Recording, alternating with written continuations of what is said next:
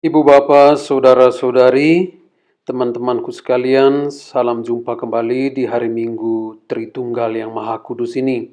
Semoga damai dari Allah Bapa, dari Putranya Yesus Kristus, dalam kesatuan dengan Roh Kudus menyertai saudara-saudariku sekalian. Apa kabar semuanya? Semoga selalu sehat, selalu bersemangat, dan selalu yakin dilindungi oleh Tuhan. Saya juga, puji Tuhan, masih sehat, masih merasa dilindungi oleh Tuhan. Hari Minggu ini kita merayakan Minggu Tritunggal Maha Kudus. Bacaan diambil dari Injil Yohanes bab 3 ayat 16 sampai dengan 18. Mari kita dengarkan bersama-sama.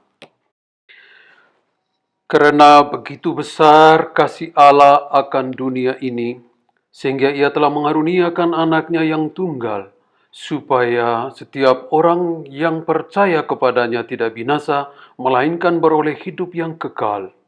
Sebab Allah mengutus anaknya ke dalam dunia bukan untuk menghakimi dunia, melainkan untuk menyelamatkannya oleh Dia. Barang siapa percaya kepadanya, ia tidak akan dihukum.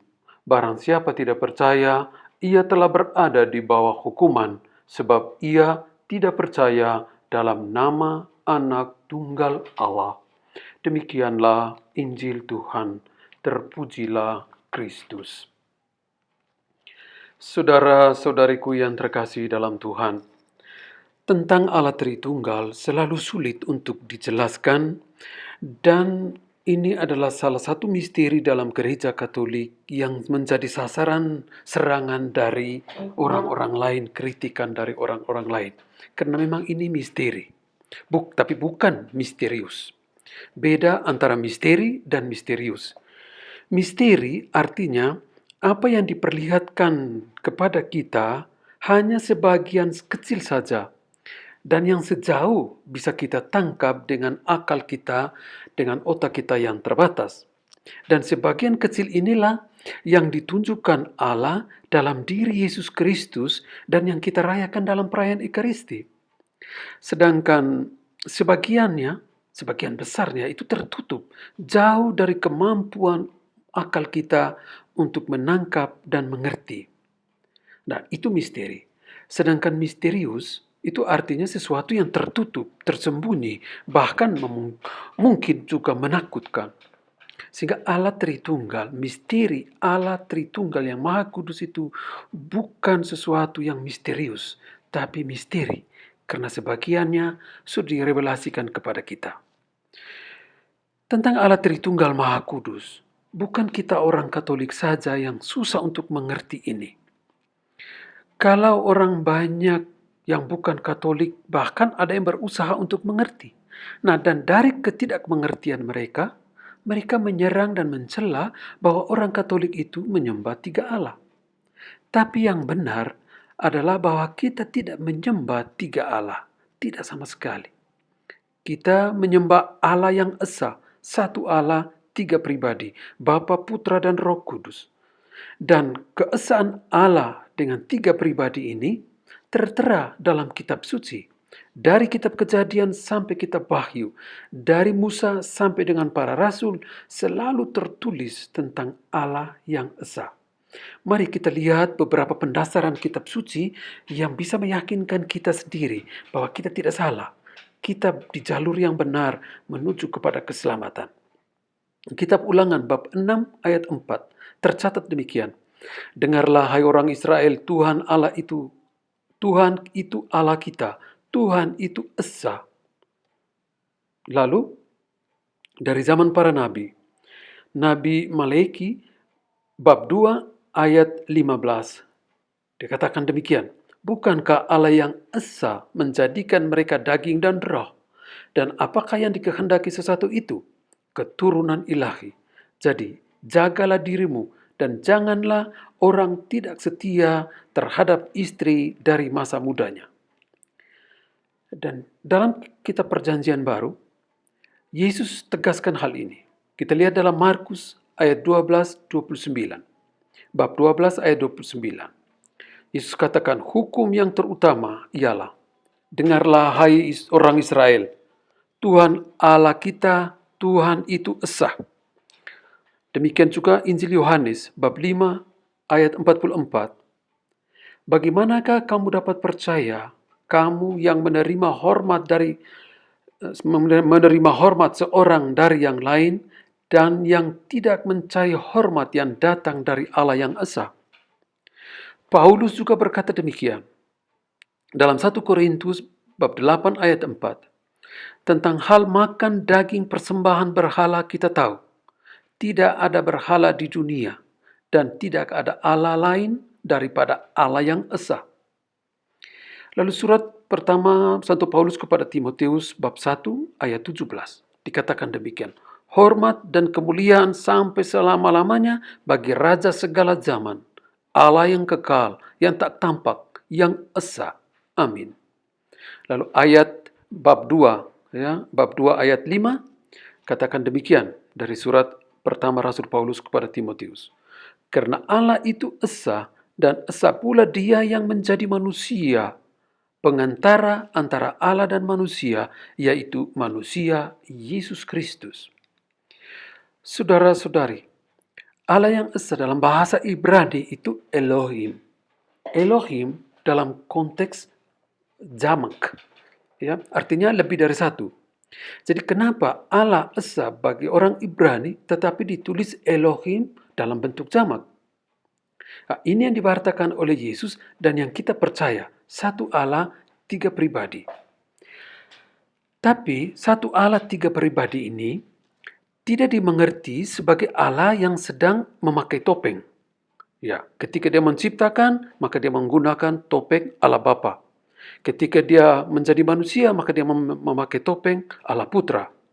Dan ketika Pentakosta, Dia memakai topeng Allah Roh Kudus. Tidak demikian dimengerti. Juga tidak dimengerti Allah itu seperti satu lempeng coklat dengan 3 kotak. Jadi ada kotak Allah Bapa, ada kotak Allah Putra, ada kotak Allah Roh Kudus. Tidak juga demikian.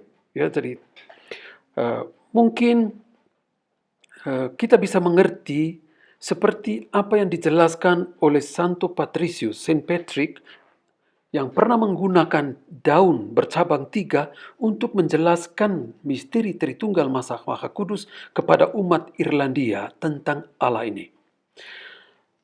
Atau di dalam pelajaran teologi Tritunggal itu menggunakan istilahnya segitiga, segitiga sama kaki, segitiga Tritunggal Maha Kudus.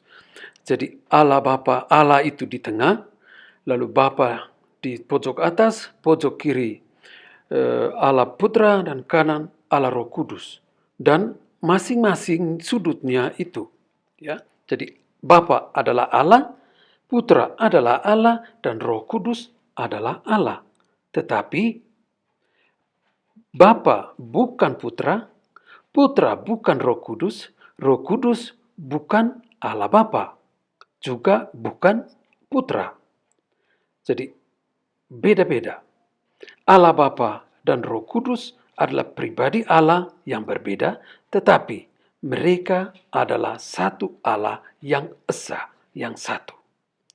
Ya, bisa lihat di gambar ini bagaimana menjelaskan, Santo Patricius menjelaskan kepada umat Irlandia, dan itu dipakai sampai sekarang untuk menjelaskan misteri Allah Tritunggal Maha Kudus.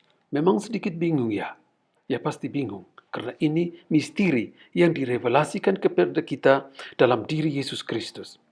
Tapi Yesus juga berkata, dalam Injil Yohanes bab 1 ayat 1 dan ayat 4 bagus sekali untuk dimengerti tentang misteri Tritunggal Maha Kudus. Pada mulanya adalah firman. Firman itu bersama-sama dengan Allah, dan firman itu adalah Allah. Ayat 14. Firman itu telah menjadi manusia dan diam di antara kita, dan kita telah melihat kemuliaannya, yaitu kemuliaan yang diberikan kepadanya sebagai anak tunggal Bapa, penuh kasih karunia dan kebenaran. Ini Injil Yohanes menjelaskan tentang kesatuan antara 3 pribadi, Bapa, Firman, dan Roh. Sedangkan dalam Yohanes bab 10 ayat 30, Yesus tegaskan bahwa aku dan Bapa adalah satu. Demikian juga dalam surat pertama Yohanes bab 5 ayat 7. Sebab ada 3 yang memberi kesaksian di surga, Bapa, Firman, dan Roh Kudus. Dan ketiganya adalah satu. Santo Yohanes dari Salib, dia seorang penyair kebangsaan Spanyol. Dia menulis pengalamannya tentang Allah Tritunggal Maha Kudus dalam satu penggal puisi. Puisinya itu berjudul Nyala Cinta yang Hidup. Salah satu stansanya dia katakan demikian. O panas yang halus, o luka yang nikmat, o tangan lunak, o sentuhan lembut, jadi tahu hidup kekal. Ia mengatakan bahwa Allah Bapa itu adalah tangan yang lunak. Sedangkan Yesus Kristus adalah sentuhan dari tangan itu. Dan Roh Kudus adalah panas yang ditimbulkan oleh sentuhan itu. Itu perbandingan yang dia buat untuk menjelaskan bagaimana kuasa Allah itu di dalam peristiwa inkarnasi Yesus Kristus bisa mencapai manusia untuk menghantar manusia kepada Allah Bapa. Dan dalam kekuatan Roh Kudus yang digambarkan dengan panas, ya, panas itulah yang masuk ke dalam hati manusia untuk menggelorakan manusia, untuk menguatkan manusia mengalami bagaimana cinta Allah itu masuk ke dalam dunia, ke dalam hati lewat Yesus Kristus. Dan kuasa Roh Kudus itulah yang berusaha untuk menyempurnakan hidup kita agar kita bisa mengalami kehadiran Allah Tritunggal di dalam diri kita. Sehingga bagi Santo Yohanes dari Salib, misteri Allah Tritunggal Maha Kudus bukanlah Allah yang menjadi objek pengetahuan manusia. Manusia mustahil bisa tahu dan bisa mengenal secara utuh penciptanya. Karena manusia itu hanya sebagian kecil dari kebesaran dan keagungan ciptaan Allah. Sehingga mustahil ciptaan bisa mengenal, bisa tahu dengan utuh penciptanya. Tetapi menurut dia, Allah Tritunggal Maha Kudus itu adalah Allah untuk dinikmati, dirasakan, dan dialami dengan hati, dengan seluruh diri. Sehingga Allah Tritunggal Maha Kudus bagi kita adalah Allah yang tanpa pamrih. Allah yang tanpa pamrih. Ia memberi seluruh dirinya tanpa pamrih dalam diri Yesus Kristus kepada siapa saja yang mencarinya. Sehingga cinta Allah Tritunggal kepada manusia itu cinta yang tanpa pamrih. Cinta itu akan indah dan dirasakan, dialami jika diberi tanpa pamrih. Sehingga ketika kita memberi cinta, memberi kasih sayang, memberi maaf tanpa pamrih, maka kuasa Allah Roh Kudus, kuasa Allah Tritunggal Maha Kudus ada dan bertata di dalam diri kita. Allah Tritunggal Maha Kudus itu adalah Allah yang super peduli. Pedulinya itu sampai kepada kebutuhan hati setiap orang. Kebutuhan kita adalah kebahagiaan kekal. Dan kebahagiaan itu dirasakan jika orang sungguh merasa dikasihi dan dipedulikan oleh Allah. Dan ketika kita merasa dipedulikan oleh Allah dan kita akan peduli dan kita akan mengasihi sesama, maka kuasa Allah Tritunggal Maha Kudus menguasai hati dan hidup kita. Ketiga, Allah kita adalah Allah yang sungguh pemaaf. Allah Tritunggal Maha Kudus. Maaf dan memaafkan itu bukan saja membebaskan batin, tetapi lebih daripada itu. Maaf itu menyehatkan jiwa dan raga. Nah, kerinduan Allah Tritunggal Maha Kudus bagi setiap orang adalah hidup bahagia, sehat, jiwa dan raga. Dan sehat jiwa dan raga ini dialami ketika ia sungguh merasakan maaf, rahmat memaafkan dari Roh Kudus itu kepada kita.